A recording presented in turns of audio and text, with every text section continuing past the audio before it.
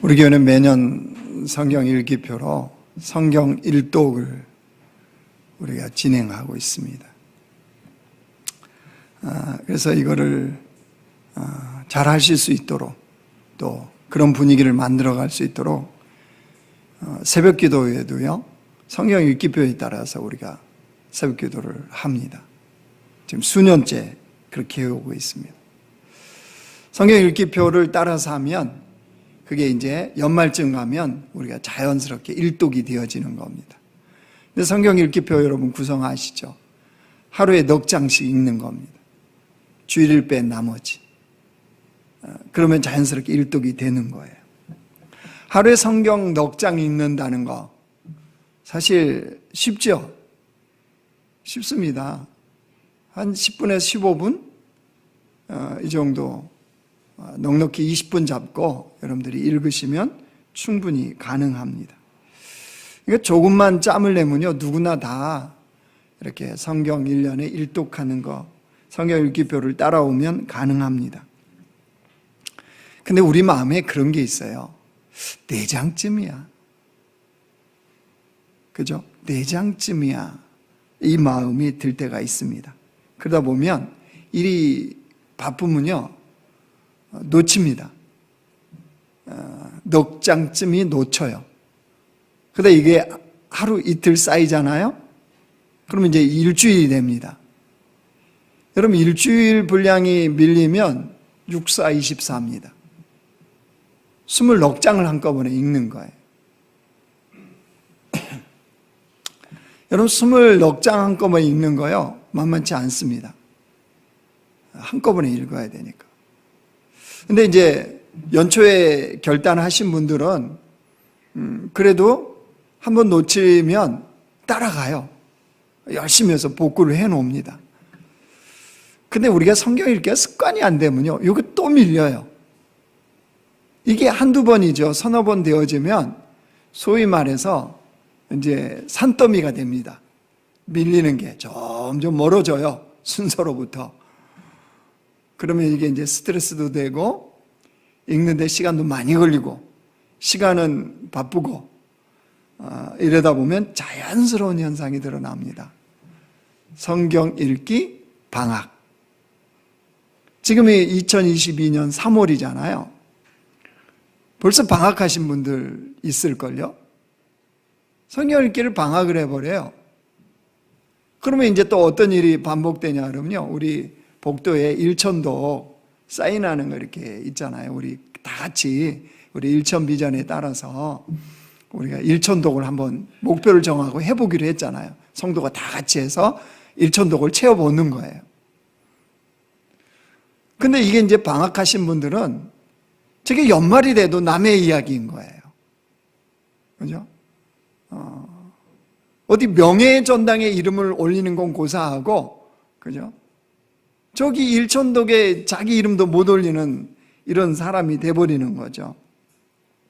여러분, 뭘 생각해야 되냐 그러면요, 여러분, 우리의 삶의 일상에 매일매일 이루어지는 것들이요, 이거 무시하고 살아서는 절대 안 돼요. 사실 매일매일 일상에 이루어지는 것들 사소할 수 있잖아요. 그런데 그 매일매일의 일독이 쌓여서 1년에 매일매일의 넉 장 읽는 게 쌓여서 1년에 일독이 되는 거예요. 그래서 여러분, 일상이 쌓이면 1년이 되고요, 일상이 축적되면 그게 인생이 됩니다. 우리가 이걸 생각하면 자그마한 거, 이번에 산불 어마어마했잖아요. 그 산불이 어떻게 시작됩니까? 자그만 불씨로 시작되는 거잖아요. 그 자그만 불씨가 얼마나 어마어마하게 살림을 태웠는지 이번에 우리 똑똑히 보지 않았습니까? 그러니까 작은 것 무시하고 소홀히 해서는 결코 안 됩니다. 작은 것 무시하고 소홀히 하는 사람일수록 소위 말하는 한방이에요, 한방. 그 한방이라는 거 절대 안 와요, 그런 사람에게는 인생에. 이거를 그렇게 원하고 인생을 사는 거예요. 그게 희망이 되는 거예요. 아니요, 하나님은 일상의 소소한 것, 작은 거, 그거 하라는 거예요. 그러면 그게 우리의 인생으로 쌓이는 거예요. 그런 의미에서 오늘 소아시아 7교회 이거 보고 있는데 이제 벌써 세 번째 교회입니다. 에베소 교회, 서문화 교회, 오늘 드디어 버가모 교회입니다. 버가모. 여러분 버가모 이 지역은요, 이 소아시아 중에서 수도에 해당되는 도시예요. 그러니까 물론 이 소아시아 교회들이 우리로 요즘 치면은 다 지방 도시인 거예요. 지방. 그 로마의 통치를 받는 지방 도시 중에도 그래도 버가모는 수도인 거예요. 그러면 여러분 우리가 생각해 볼 수 있겠죠. 로마의 통치를 받으니까 로마가 강요하는 게 있었죠. 황제 숭배하는 거예요. 황제 숭배를 열심히 하라고 강요를 했기 때문에 그 통치를 받는 도시들에게서는 로마 황제 잘 보여야 되지 않겠어요? 그러니까 일어난 현상이 뭐냐면 경쟁적으로 황제 숭배를 하는 그런 분위기였습니다. 여러분 그렇다면 버가모는 더 했겠죠. 도시니까요. 그 수도였기 때문에 더했으면 더했지 덜하지는 않았을 거라는 거죠. 여러분 그런 버가모 지역에 살아가는 그리스도인들을 생각해 보십시오. 예수님을 믿는 그리스도인들. 그 어떤 다른 도시들보다 훨씬 박해가 심했고요. 훨씬 환란이 심했어요. 여러분 그런 버가모 교회를 주님이 이렇게 말씀하세요. 13절 한번 보실래요? 내가 어디서 사는지를 내가 아노니. 그렇죠. 어디서 사는지 안다 너희들. 그 다음 보세요. 거기는 사탄의 권자가 있는 데라. 이게 지금 버가모 지역이 장난이 아닌 지역인 거죠. 그 다음 보세요. 내가 내 이름을 굳게 잡아서 내 충성된 증인 안디바가 너희 가운데 곧 사탄이 사는 곳에서 죽임을 당할 때에도, 안디바라는 사람이 순교당했다는 거예요. 예수 믿는 것 때문에. 그런데도 나를 믿는 믿음을 저버리지 아니하였도다. 버가모 교회가 있는 이 버가모 지역은 어떤 곳이래요? 사탄의 권자. 이게 다 설명을 해주죠. 그러니까 이 실제적으로 거기 버가모는요, 황제 숭배를 하는 이게 강력했고요. 더불어서 우상의 신전들이 굉장히 많았던 곳이 버가모 지역이에요. 그러니까 주님 말씀에 사탄의 권자가 있는 곳이다. 이게 무슨 말이겠습니까? 그만큼 영적으로 사탄의 통치와 영향력 아래 있는 곳이 바로 버가모 지역이라는 거예요. 다시 이걸 뒤집어 놓고 말하면 이런 뜻입니다. 소아시아 그 어떤 지역보다 버가모에 사는 그리스도인들은 정말로 상상을 초월하는 박해와 환란을 당해야만 했다는 거예요. 이게 버가모 교회의 현실이었습니다. 그래서 오늘 주님이 안디바가 죽었다. 거기서 내 이름을 굳게 붙들고 믿음을 저버리지 않기 위해서 안디바가 죽었다. 여러분 다른 교회는 누가 죽었다 이거 없지 않은데 오늘 안디바라는 사람을 실제 얘기하잖아요. 그러니까 여기는 사람이 믿음을 지켜가기 위해서 죽어나가는 곳이 바로 어디냐? 버가모 교회가 있는 버가모 지역이었어요. 자, 그럼에도 불구하고 하나님께서 이 버가모 교회를 칭찬하십니다. 뭐라고요? 13절 다시 보세요. 내가 어디에 사는지를 내가 아노니 거기는 사탄의 권자가 있는 데라. 그럼에도 불구하고 그 다음 뭐라고요? 내가 내 이름을 굳게 잡아서, 예수의 이름을 굳게 잡았대요. 그 다음에 마지막 하반절 보세요. 나를 믿는 믿음을 저버리지 아니하였도다. 나를 믿는 그 믿음 결코 저버리지 않았다는 거예요. 무슨 뜻입니까? 목숨이 왔다 갔다 한다는 거예요. 예수 믿으면 목숨의 위협을 받는 그런 상황이라는 거예요. 그런데도 죽음을 두려워하지 않는 충성된 증인으로 살았다. 누가요? 버가모 교회가요. 주님 이거 칭찬하십니다. 목숨의 위협을 당하는데도 예수님을 그 믿는 복음에 대해서 부끄러워하지 않았고 예수를 오히려 자랑했고 이런 복음의 증인으로 너희들은 살았다 이 말씀이에요. 자, 어떻게 이게 가능했을까요? 무엇이 버가모 교회로 하여금 이 성도들로 하여금 이 삶이 가능케 했을까요? 그건 다른 것이 아닙니다. 이들은 믿는 바 예수님께 목숨을 걸었습니다. 환경이나 여건이나 로마 황제에게 목숨 건 거 아니에요. 이들은 그냥 그 목숨을 예수님께 걸어버린 거예요. 그러니까 외부에 아무리 환난이나 박해나 핍박이 있어도 그 믿음을 결코 저버리지 않았던 거죠. 여러분, 놀라운 믿음은 거기서 나오는 거예요. 목숨을 위협하는데 목숨을 걸어버렸다. 여러분, 우리는 사소한 일도 사실 목숨 거는 사람 되게 무섭죠. 그 사람처럼 무서운 게 어디 있어요? 근데 이들은 예수 그리스도를 위해서 목숨을 아예 걸어버린 거예요. 그러니까 그 어떤 것도 이들을 어떻게 할 수가 없는 거예요. 이거를 히브리서 기자는 이런 믿음의 소유자라고 얘기하는 거예요. 히브리서 11장 보실래요? 자, 우리 같이 한번 읽어요. 시작. 또 어떤 이들은 조롱과 채찍질 뿐 아니라 결박과 옥에 갇히는 시련도 받았으며 돌로 치는 것과 톱으로 켜는 것과 시험과 칼로 죽임을 당하고 양과 염소의 가죽을 입고 유리하여 궁핍과 환난의 학대를 받았으니 이런 사람은 세상이 감당하지 못하느니라. 그들이 광야와 산과 동굴과 토굴에 유리하였으니. 여러분, 검은 글씨만 있으면 우리는 어떻게 해요? 보기. 그죠? 이게 보통 박해가 아니잖아요. 지금 믿음의 사람들 그랬다는 거예요. 이런 온갖 박해와 어려움과 환난과 궁핍과 이걸 다 당했대요.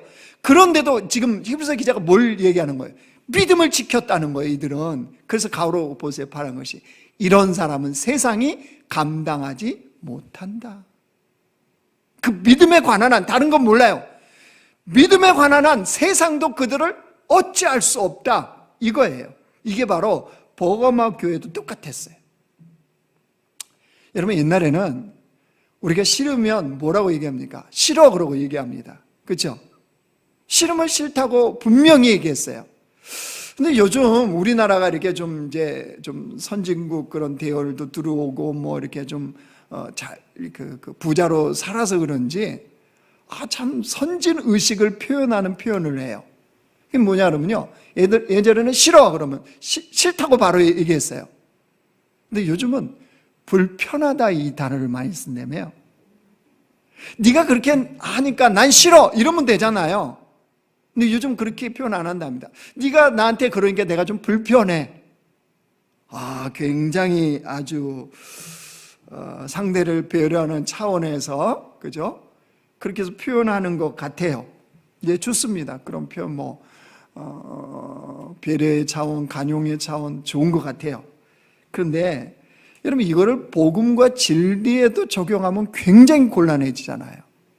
그죠? 복음과 진리는 영원히 달린 문제잖아요. 영원히 달린 문제인데 불편을 끼칠까봐 이거잖아요. 누군가 심장마비로 갑자기 쓰러졌어요. 심장마비가 쓰러졌으면 이거 1초가 다급한 거죠. 뭐 해야 됩니까? 바로 심폐소생술이라는 거 이거 알잖아요. 우리 모르는 사람은 어떻게 합니까? 119에 전화하잖아요. 그럼 119에서요 또 알려줘요. 흉부 어느 쪽에다가 힘을 어떻게 가해서 하라고. 그 다급한 시간에도, 그러니까 안 배웠어도요 다급하니까 해야 돼요. 누가? 119가 올 때까지. 거기 배운 사람 있으면 그 사람이 하겠죠, 당연히. 그런데 그 상황에서 불편을 끼칠까봐 내가 행동을 하고 있다 그러면 그 사람을 뭐라고 그래요? 제정신이 아닌 사람이라고 그러는 거죠. 여러분, 이와 같은 거예요.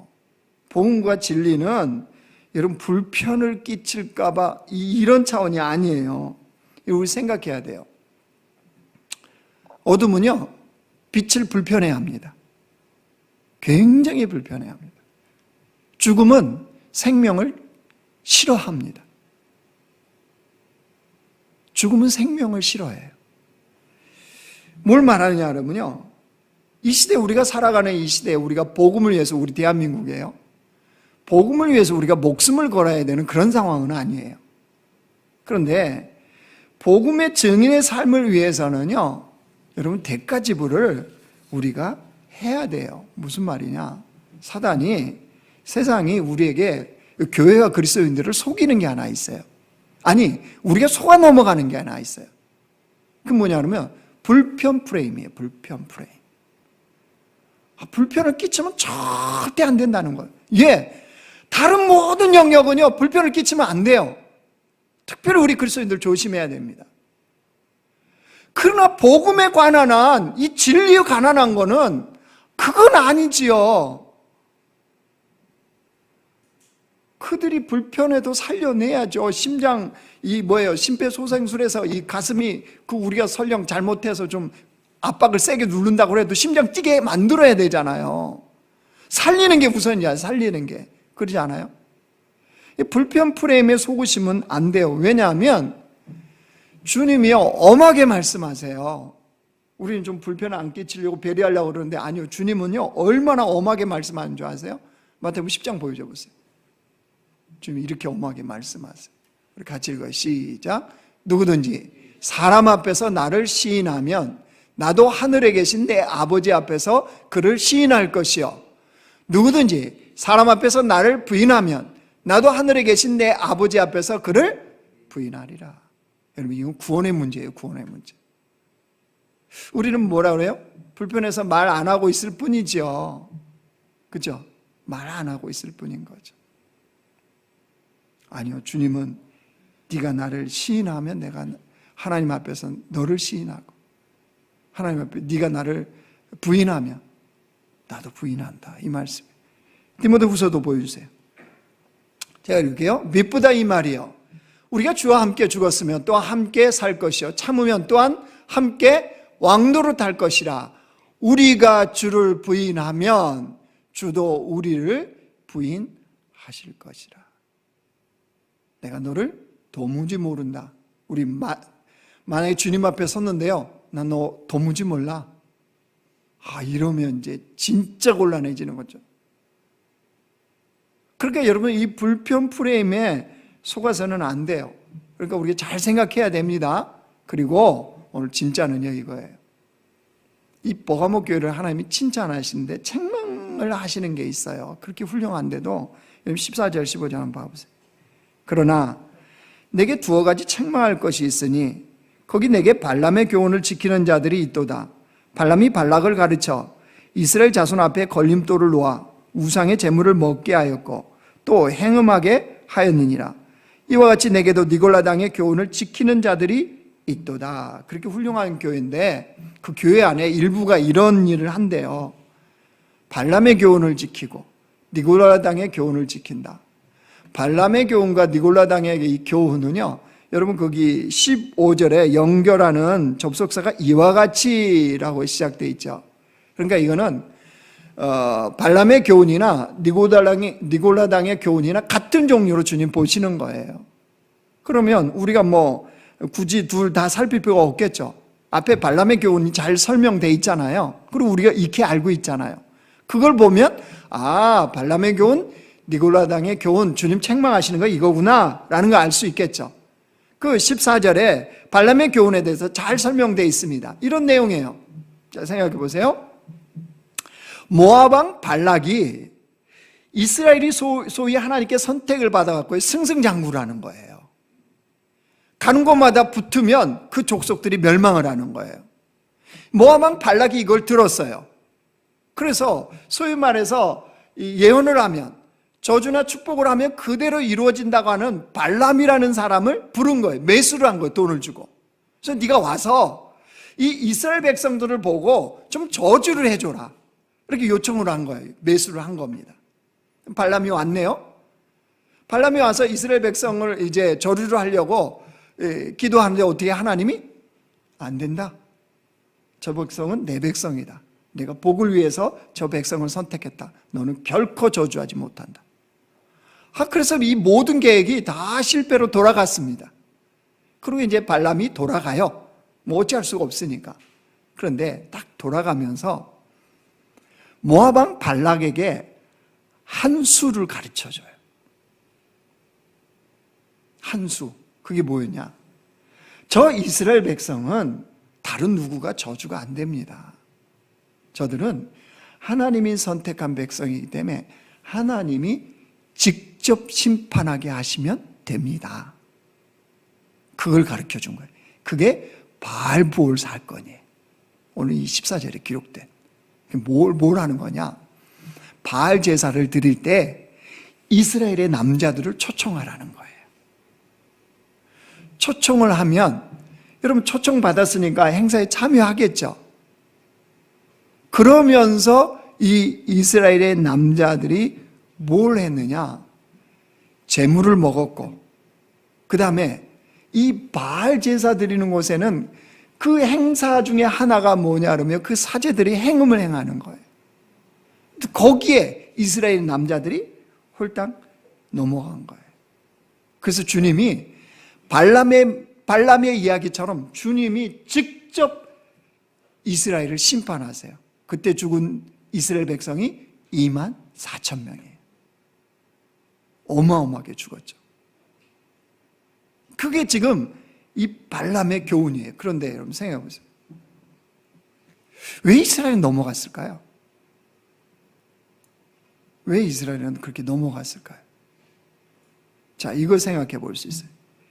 이스라엘 백성들은 애굽에서 노예로 430년 동안 살았습니다. 그렇죠? 세대를 바꿔서 430년 동안 노예 생활을 했어요. 그 당시 애굽이 최고의 세계 최강의 강자입니다. 근데 그들이 섬기는 게 뭐였어요? 바알이나 아세라, 우상을 섬겼단 말이에요. 거기서 노예로 살아가면서 이스라엘 백성들은 다 봤겠죠. 부러웠겠죠. 부자로 사는구나, 세계를 지배하는구나. 뭐 했더니 바알을 섬겼더니, 아세라를 섬겼더니, 나일강을 섬겼더니, 해를 섬겼더니, 이런 것들을 보면서 부러워하면서 또 때로는 아무렇지 않게 그게 물들어가면서 그렇게 430년을 이 이스라엘 백성들이 살아가 왔던 거예요. 그러다가 출애굽을 해서 본격적으로 하나님을 섬기잖아요. 이들이 광야에서 훈련을 받고. 근데 그 기간은 얼마였어요? 40년이에요. 40년. 여러분 객관적으로 생각해 보세요. 430대 40이에요. 어떻습니까?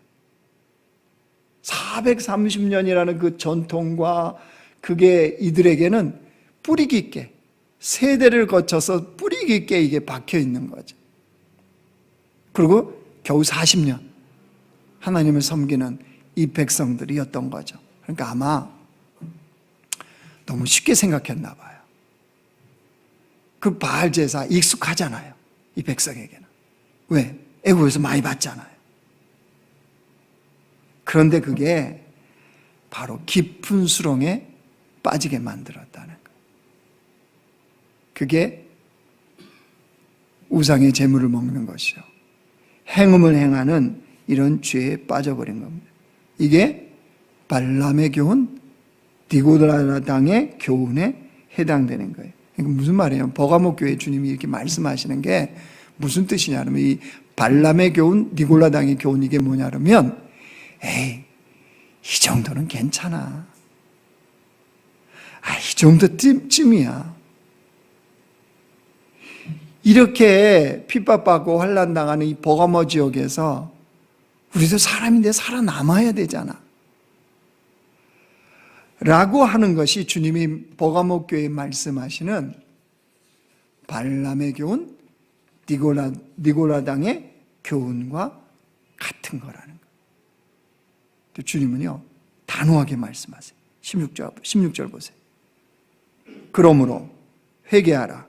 그래야지 아니하면 내가 내게 속히 가서 내 입의 검으로 그들과 싸우리라.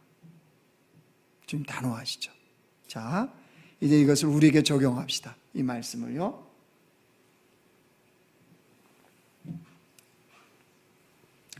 주님이 버가모 교회를 책망하실 때, 자, 그 14절 보세요. 그러나 내게 두어 가지 책망할 것이 있나니 그랬죠. 두어 가지. 오늘 설교 제목입니다. 두어 가지. 두어 가지는 몇 가지예요? 애야, 사과 좀 가져와라. 아빠 몇 개 가져갈까요? 두서너 개 가져와. 몇 개예요? 참 우리말은 재밌어요. 그죠? 두 개면 두 개지. 세 개면 세 개지. 두 서너 개 가져와. 참 우리말은 재미있고 참 그리고 융통성이 있고 자유를 줘요. 내가 세 개 가져갈 수도 있고 두 개 한 개는 안 돼, 그죠? 그러면 여기서 주님 말씀하시는 두어 가지, 내가 두어 가지 좀 책망하겠다. 이게 무슨 말씀이겠어요? 아주 작은 몇 가지, 너희들이 사소하게 여길 수 있는 그 몇 가지. 근데 그게 결국 버가모 교회를 무너뜨린 요소가 될 수 있다는 거예요. 그걸 경계하시는 거예요, 지금. 너희들 내 이름을 굳게 잡아 지키고 나를 믿는 믿음을 저버리지 않는 놀라운 믿음을, 순교의 믿음을 너희들은 가지고 있다. 그런데 이 두어 가지, 이거 너희들 무시하면 너희들 싹 무너진다, 이거예요. 왜요? 사단이 그거 잘 알거든요. 두어 가지, 이 정도, 이건 쉽잖아, 이렇게 생각하는 거예요. 여러분, 우리말에 꽁 잡는 게 매라는 말이 있습니다. 그렇죠? 뭘 강조하는 건가요? 어떻게 해서든 꽁을 잡는 게 최고라는 거죠. 그게 매가, 그러니까 꽁을 잡는 게 매기 때문에 최고라는 거 아니겠어요? 이게 우리 많이 그동안 사실 우리 안에 알게 모르게 이게 자리를 잡고 있어요. 소위 말해서 성공신화예요, 성공신화. 성공하면 된다는 거예요. 어떻게 해서든지 성공하면 된다는 거예요. 교회 안에도요, 옛날 우리나라가 잘 살아보세요, 잘 살아보세요 하면서 새마을 운동 했잖아요. 그렇죠? 우리도 한번 잘 살아보세요. 교회도 그때 막 복음을 전하면서 그랬어요. 예수 믿으면 복 받습니다. 예수 믿으면 잘 삽니다. 막 이렇게 같은 물결로 갔어요. 경제가 그래서 우리나라는 막 발전을. 교회도 하나님이 이 복음의 초창기라 은혜를 주셔갖고요, 그 당시에는 천막 치고 십자가만 걸면 사람들이 왔어요. 교회가 됐어요, 소위. 근데 그게 계속 교회 안에 이게 알게 모르게 뿌리 깊게 우리 속에 박히기 시작했어요. 목회자들이 옛날에 목회해요. 그런, 지금 생각하면 참 창피한 일이죠. 그런 말이 있어요. 예배당에 장의자 숫자만 늘려놓으면 된대요. 그러면 어떻게 해서든 채워진다, 이런 신화가 있었어요. 예배당을 크게 지으면 된다, 수는 자동으로 채워진다. 신화예요, 신화. 이게 뭐죠? 꽁 잡는 게 매라는 그 생각과 동일선상에 있는 거예요. 여러분, 그러면서 뭐가 생겼냐 그러면요, 경계가 무너졌어요. 세상과 교회가. 여러분, 그 말 들어보셨어요? 교회 같은 세상, 세상 같은 교회. 여러분 어떻습니까? 저는 이 문장을 책에서 봤는데 되게 수치스러웠어요, 목사로서. 그리고 되게 하나님께 죄송했어요. 교회 같은 세상, 세상 같은 교회. 여러분 어떻습니까? 전혀 구별이 안 되는 거죠. 어떻게 해서든지 되면 된다는 거잖아요. 근데 여러분, 교회는 어떻게 해서든지 되면 안 되죠. 주님이 하셔야 되는 거죠. 주님의 방법이어야 되죠. 아니면 안 해야죠. 그런데 어느 순간부터 이 경계가 싹 무너져 버려요. 그럼 교회는요, 교회와 성도는 다른 것으로 구별하지 않습니다. 세상이 교회가 건물이 어마어마하고 성도가 어마어마하게 몰려들고 이러면 교회라고 인정해 줄까요? 그렇지 않아요. 교회나 성도는요, 뭐가 다르냐 그러면요, 교회 주인은 하나님이시죠. 성도는 그 안에 예수님이 있는 사람이잖아요. 그러니까 그런 것과 무관하게, 아니 클 수도 있고 교회가 꼭 작아야 교회가, 그건 아니잖아요. 교회도 어마어마해질 수 있고요, 성도도 어마어마한 숫자가 있을 수 있어요. 그게 좌우하는 게 아니에요. 교회와 성도를 구별하는 건 뭐냐면요, 거룩에 있어요, 거룩. 이것을 잃어버리면, 이것을 놓쳐버리면 더 이상 교회가 아닌 거예요. 성도가 아닌 거예요. 그런데 현실은 교회 같은 세상 같은 교회가 되어버렸어요. 무엇 때문이죠? 여러분, 다른 거 아니에요. 우리가 예수 믿으면서 예수를 부인하나요? 그런 사람 믿지도 않죠. 교회로 오지도 않습니다. 우리가 그런 사람들 아니에요. 주님께 예배하고 주님께 기도하고 주를 믿고 하나님의 아버지를 섬기는 백성들, 이상 없어요. 근데 무엇이 교회 같은 세상 같은 교회를 만들어 버렸죠? 두어 가지예요. 두어 가지.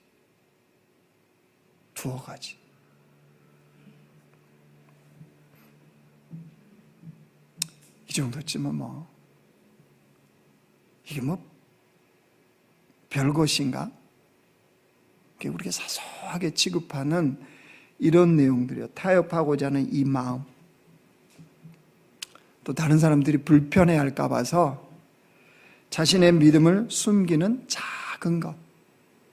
내가 예수 안 믿는 건 아니에요. 믿는다고 말은 안 해요. 주님 말씀하시는 두어 가지. 옆집이 남자교회 다니는 것을 교회 보고는 알아요. 교회가 하게 요즘은 교회 안 붙이신 분들도 많아요. 예. 그런데 몰라. 그리고 뭐예요? 두어 가지의 그런 정도가. 그래서 여러분, 오늘 무슨 메시지, 뭐가 핵심이냐 그러면요, 좀 우리가 이제는 좀 달라져야 될 게 있어요. 좀 역설적인 이야기인데요, 교회와 성도가 담을 쳐야 돼요. 담을. 그럼 담치면 안 되죠, 사실. 누구 집이 이렇게 담쳐놓으면 어떻던가요? 되게 답답해 보이죠. 자기들만 여기 목자골목에 가면요, 교회 하나가 있는데요, 요즘 그 뒤쪽에 담을 쳐놨더라고요. 벽돌로. 그것도 되게 불편하더라고 보는데. 물론 그 교회는 이유가 있어요. 거기서 사람들이 그게 바로 이제 그 본당 우리 교회를 치면 강례상 뒤쪽이 그 문이 하나 있는 큰 문이 있어요. 예전에 거기 아마 정문으로 썼던 모양이에요. 근데 이제 방향을 바꿔나가죠. 근데 이제 그 동네 사람들이 거기서 이제 담배 피고 막 이러는 거예요. 그러니까 아마 되게 불편했겠죠. 담이 없었어요, 그 교회가. 근데 오늘 봤더니 그 벽으로 해서 담을 이렇게 우리 키보다 높게 쳐놨어요. 되게 답답하더라고요. 방법이 저거밖에 없었나. 우리한테 팔지. 이런 쓸데없는 생각도 해봤고. 아무튼, 자, 어느 교회 그런 거 관심 갖지 마세요. 그게 중요한 게 아니에요. 답답해 보이잖아요. 되게 담이 있으면.